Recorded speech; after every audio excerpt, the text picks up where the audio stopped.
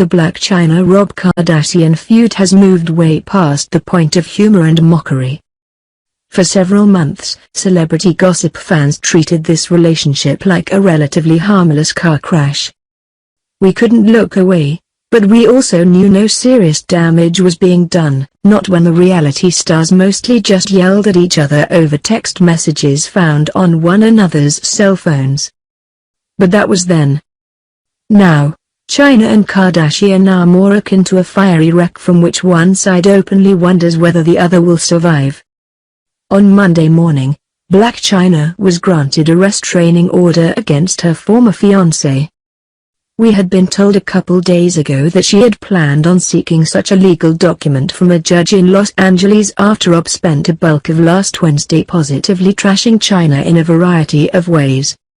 After learning she had been sleeping with other men, Kardashian called Chyna out for being promiscuous. He said he paid for all her plastic surgery procedures. He said she had a drinking and a drug use problem, see message below. And he also shared a number of nude Blac Chyna photos, very possibly violating California's revenge porn law in the process. In response, Chyna claimed Rob had physically attacked her at some point in the past, a point Kardashian echoed and then turned around this week, alleging that Chyna choked him with an iPhone charger and beat him with a metal rod on the day she moved out in December. Like we keep saying, ugly, ugly stuff all around. After being granted her restraining order by a judge today, Chyna stood alongside attorney Lisa Bloom and briefly addressed the media. She remained mostly quiet, humble and calm during the appearance. I would first and foremost like to thank the judge for granting me this restraining order to protect me, and I'm going to get back to co-parenting dream, Chyna said, prior to turning the microphone over to Bloom. I'm pleased to announce that in court this morning we had a complete and total victory, said the lawyer, who has also represented such stars as Miska Barton and Kathy Griffin.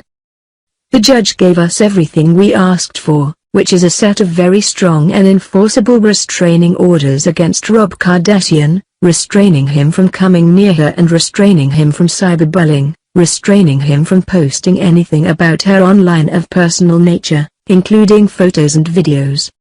As we have said all along, revenge porn is a form of domestic abuse and is also a crime in California and 38 other states, and it's a civil wrong. I have been very pleased to stand with Chyna and Walter on this important women's rights issue. Chyna also now says Rob punched her this past April, knocking her to the ground and prompting her to run in fear to her bedroom, where Kardashian proceeded to punch a hole through the door to get at her.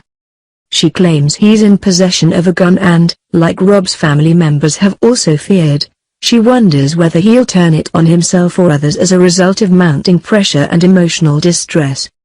Specifically, Chyna is concerned that this incident will lead to increased irrational behavior and that he might harm her in his anger.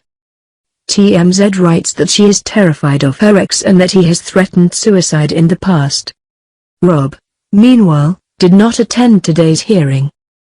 But his lawyer, Robert Shapiro, did speak out on his client's behalf shortly after the temporary restraining order was awarded to Chyna.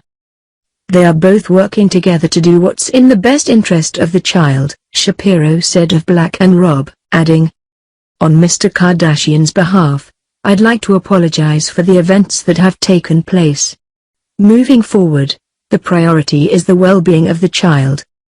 At the time he was speaking, Rob was actually with little Dream, who is only 7 months old and who hopefully will not be scarred by this experience. Therefore, as worried as Chyna may be about Rob's state of mind, she can't be all that worried.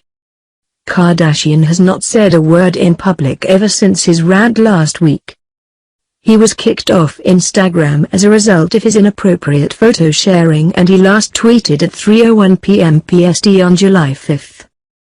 We wouldn't expect to hear very much from Rob at all in the near future, which is probably a good thing. The guy needs to take both a time out and a long look in the mirror.